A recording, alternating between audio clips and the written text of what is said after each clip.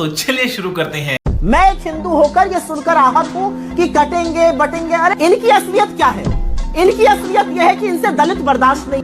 अच्छा civics item है ये। बाबा साहेब अंबेडकर को अपना पहला चुनाव हराया था। बाबा साहेब अंबेडकर ने 1951 में अपनी रैली में नेहरू जी के लिए शब्द का प्रयोग किया था कि he turned into a Muslim maniac. Baba Saheb Ambedkar ने नेहरू जी के लिए कहा था कि ये दलितों की बात नहीं करते। नेहरू जी की एक स्पीच उठा के देख लीजिए जो दलित अपलिफ्टमेंट पे ऊपर नहीं है। पिछले 2000 स्पीच उनकी होगी, उसमें से एक स्पेसिफिक स्पीच उनकी दलित अपलिफ्टमेंट के ऊपर नहीं है। बाबा साहेब अंबेडकर के विचार थे।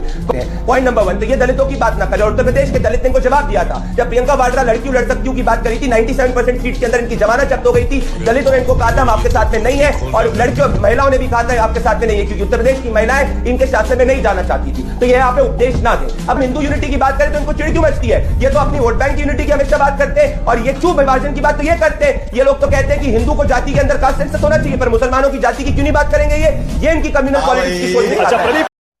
एक बहुत ही शॉकिंग वीडियो सामने आ रही है जहाँ पर एक हिंदू अंकल खाना बांट रहे थे और साथ ही में लोगों से कह रहे थे अगर आप जय श्री राम बोलेंगे तभी आप खाना लीजिए। अब वो ये काम अपनी पर्सनल कैपेसिटी में कर रहे थे। उसी समय एक महिला आती है और वहाँ पर अंकल के ऊपर चिल्लाने लग जाती है कि मैं नहीं बोलूंगी जय श्री राम। तो उसी समय अंकल भी रिप्लाई करके बोलते हैं तो फिर खाना भी मत लो। इस वीडियो को जरा ध्यान से देखो।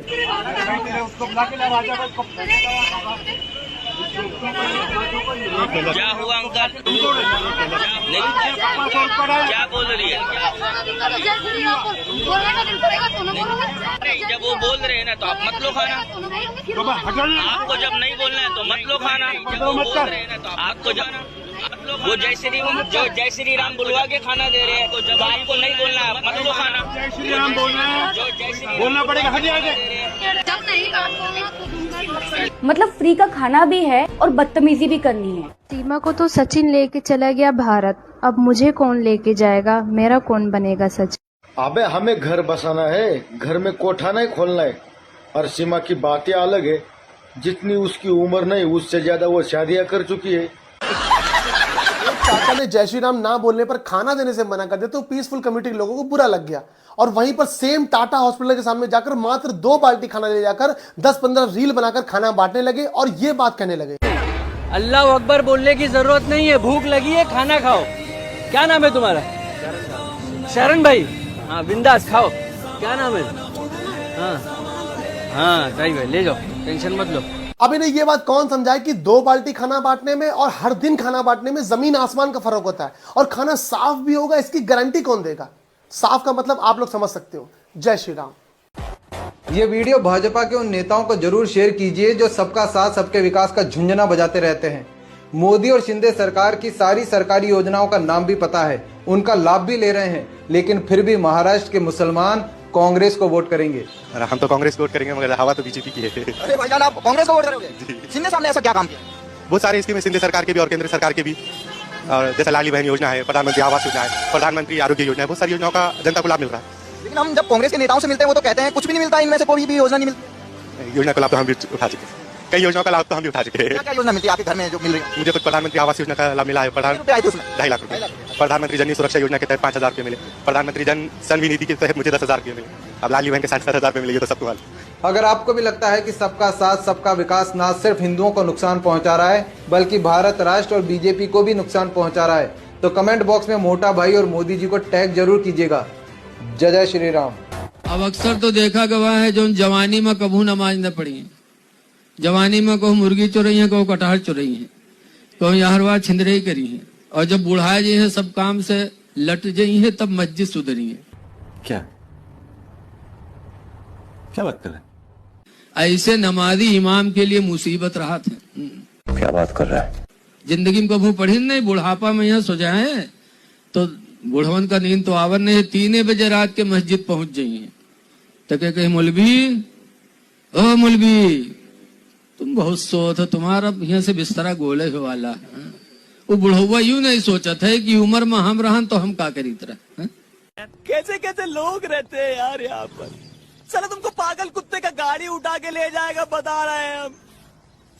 2 बोरी चावल के बदले ईसाई बना एक दक्षिण भारत का ये व्यक्ति ब्रिटेन में जाकर बड़ा सा क्रॉस लेकर सड़कों पर ईसाई धर्म का प्रचार कर रहा था। वो ये सोच रहा था कि जिस तरह से भारत को धर्मशाला की तरह बना रखा है उसी तरह से ब्रिटेन में भी कर लेगा, जबकि ब्रिटेन के कानून के अनुसार आप सड़कों पर आते जाते लोगों को धर्म परिवर्तन करने के लिए बाध्य नहीं कर सकते। तो इस लालची कन्वर्टेड भारतीय को ब्रिटेन की पुलिस ने उठाकर जेल में डाल दिया और उसका बड़ा सा क्रॉस छीन लिया। तो ब्रो अपना ये भारत में ही करना, क्योंकि यहीं पर तुम सेकुलरिज्म की आड़ में ये सब नौटंकीबाजी करोगे तो कुछ लिबरल्स तुम्हें शाबाशी देंगे, समझे।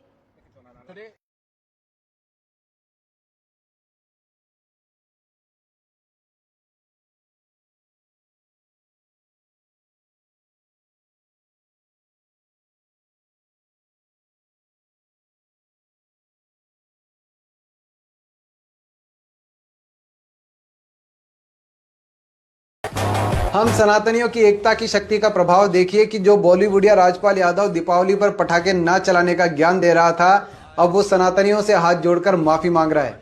नमस्कार साथियों, दीपावली की ढेर सारी शुभकामनाएं। अभी 2 दिन पहले मेरे सोशल मीडिया से एक वीडियो डाला गया था जिसको मैंने तुरंत ही हटवा दिया था। इस वीडियो से देश दुनिया में जिस किसी की भी भावना आहत हुई है तो मैं हृदय से क्षमा प्रार्थी हूँ।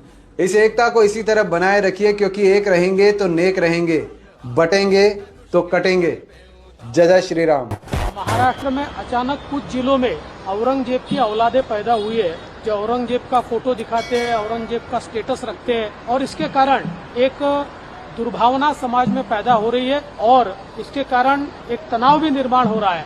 सवाल ये उठता है कि अचानक इतने औरंगजेब के औलादे कहाँ से पैदा हुई, इसके पीछे कौन है, इसका असली मालिक कौन है, ये भी हम ढूंढ के निकालेंगे। जरा तू बंद कर इसको, नहीं चले। तू होती कौन है रे? ये क्या बोलने का नहीं, तुम्हें ये कौन है? ये कौन है? ये कौन है? सोसाइटी पर लगवाता हूँ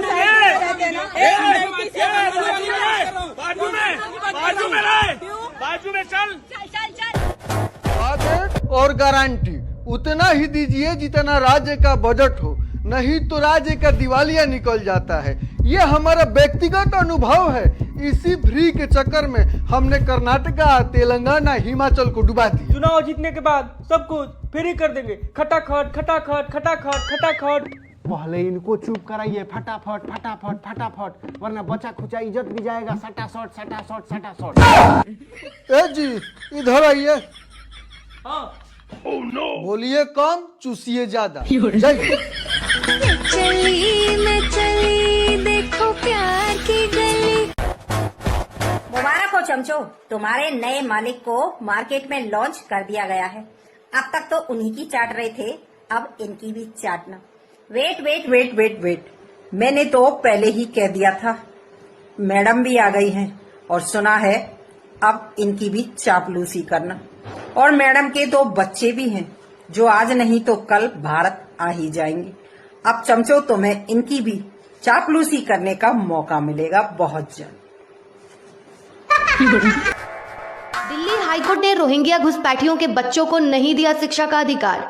भारत में अवैध रूप से घुसपैठ कर राजधानी में रह रहे रोहिंग्या घुसपैठियों के बच्चों को दिल्ली के सरकारी स्कूल में एडमिशन देने की मांग वाली देश के गद्दारों की याचिका दिल्ली हाईकोर्ट ने खारिज कर दी है।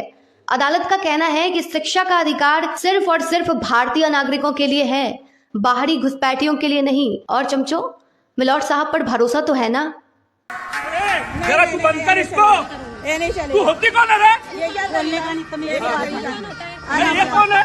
ये मामला है मुंबई की एक सोसाइटी का, जिसमें हिंदू पक्ष दीपावली की पूजा करने के लिए लाइट जलाता है और उसको विरोध करके मुस्लिम पक्ष उसको मना करता है जलाने के लिए। देखिए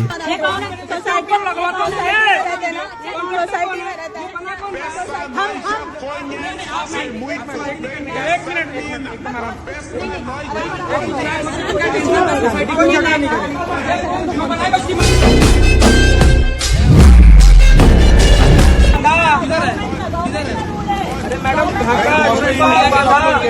रोड पे काटने के लिए मैकेनिकल इंजीनियर है, हम जाहिल नहीं है, सब पता है।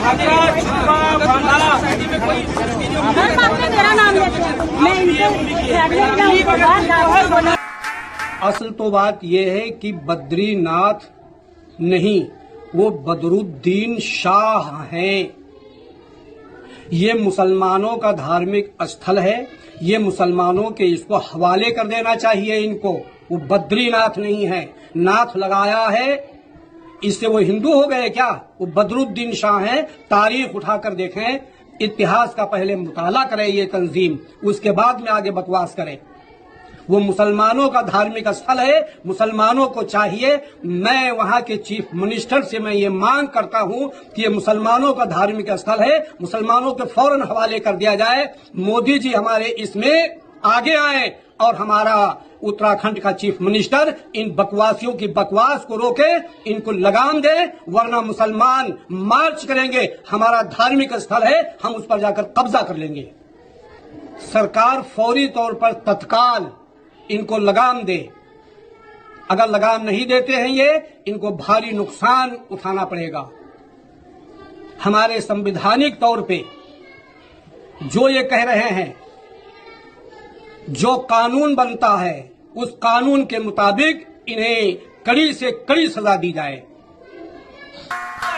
खाने से किसी गरीब का पेट नहीं भरेगा। गलत बात है, गलत बात है भाई। आपने बोले ना, अभी आपने बोले ना जय श्री राम बोलोगे तो खाना मिलेगा, सीधी सी बात है। तो बोलने लगाओ, लोगों को बोलने लगाओ। बोल रहे हैं लोग, बोलने लगाओ। अभी मैं देखूं जरा वीडियो में, आप बोलो भाई। बोल भाई जय श्री राम। मुंबई में एक बूढ़े चाचा भंडारा करा रहे थे। चाचा का कहना था कि सभी जय श्री राम बोलेंगे और भोजन ग्रहण करेंगे। फिर एक मुस्लिम महिला आती है, सबकी तरह चाचा उसे भी कहते हैं कि जय श्री राम बोलो, तो ये महिला उनसे तू तू मैं करने लगती है। और जब चाचा कहते हैं कि ठीक है, जिसको जय श्री राम नहीं बोलना है वो यहाँ से चला जाए, क्योंकि जिसके नाम पर वो भंडारा करा रहे हैं उसके खिलाफ सोचने वालों को लंगर का भोजन नहीं देंगे, उसको सम्मान ना देने वालों को भोजन नहीं देंगे। बस महिला गाली गलौज पर उतर आती है। चाचा को कहती है तुम्हारे बाप का खाना है, तुम्हारी हिम्मत कैसे हुई, मैं क्यों कहूंगी ये, मुझे अभी खाना चाहिए। फिर चाचा उसे साफ शब्दों में कह देते हैं, पहली फुर्सत में निकाल, पहली टिकट निकाल और भाग उधर, क्योंकि वे राम के लिए लंगर कर रहे हैं, राम के खिलाफ नहीं। अब वहाँ के स्थानीय लोग भी कहते हैं कि यदि आप जय श्री राम का नारा नहीं लगाना चाहते तो भोजन ना ले। इस तरीके से उस महिला के गाली गलौज और कुछ लोगों के दबाव के बावजूद चाचा ने खाना देने से इनकार कर दिया। अब वीडियो सोशल मीडिया पर वायरल है और सोशल मीडिया पर लोग चाचा को सपोर्ट कर रहे हैं, लेकिन कुछ लेफ्टिस्ट इस पर ज्ञान दे रहे हैं कि ये प्रोपेगेंडा है, खाने के लिए ऐसे बाध्य नहीं करना चाहिए। तो भैया, अब स्वर्ण मंदिर में भी मानवता की सेवा के लिए एक महान कार्य के रूप में प्रतिदिन सैकड़ों हजारों लोगों को मुफ्त भोजन खिलाया जाता है। हालांकि वहां पर भी जो कोई भी खाना चाहता है उसे सम्मान के तौर पर अनिवार्य रूप से अपना सिर ढकना होता है। तो क्या अब उसे भी लोगों को खिलाने के बजाय बाध्य करना कहा जाएगा या प्रोपेगेंडा माना जाएगा? जब सबके अपने अपने नियम का पालन करने पर भोजन के बदले बाध्य करना नहीं माना जा रहा, तो जिस आस्था के लिए चाचा भोजन करा रहे हैं उसके बदले वे उसी आस्था का सम्मान भी एक्सपेक्ट नहीं कर सकते। अगर उनके आस्था का पालन आप नहीं करते तो चाचा को पूरा अधिकार है कि वे उसे भोजन दे या ना दे। अब जो तुम्हारे दूसरे धर्म वाले हैं उनकी भी बात सुन लो कि वो तुम्हारे बारे में क्या सोचते हैं। सवाल यह है, इस कोरोना के माहौल में मुसलमानों के साथ साथ गैर मुस्लिम भी राशन के मोहताज है, तो क्या उन्हें इस हालत में ज़कात के पैसे दे सकते हैं? ज़कात ये शरीयत का हक है, ज़कात ये शरीयत का हक है, यानी अल्लाह तबारक व तआला ने मुसलमानों पर फर्ज किया है। ज़कात सिर्फ साहिब इस्लाम को, मुसलमान को ही दी जा सकती। पहले इनको सेकुलरिज्म सिखाओ, फिर हिंदुओं को ज्ञान देना। जाकर के बोलते जिसको राम नहीं बोलना लाइन में खड़ा नहीं हो, बाहर निकल जाए पीछे, किसी को भाग भाग जाते। तेरे बाप का है जगह, बात मारूंगा। तेरे बाप का है जगह, तेरे बाप का है, तेरे बाप का है, हाँ मेरे बाप का है, तेरे बाप का है, तो बिगाड़ के तो देख, बिगाड़ के तो देख तेरे बाप का है। तेरे उसको बुला के लावा, उसको फेंकेगा तो बात। क्या हुआ अंकल? अंकल अंकल क्या हुआ अंकल? बोलिए। क्या बोल रही है? खाना दूंगा तो जय श्री राम बोलने का दिन पड़ेगा तो ना बोलूंगी, इधर से नहीं तो मारूंगी। नहीं नहीं, जब वो बोल रहे हैं ना तो आप मत लो खाना। आपको जब नहीं बोलना है तो मत लो खाना।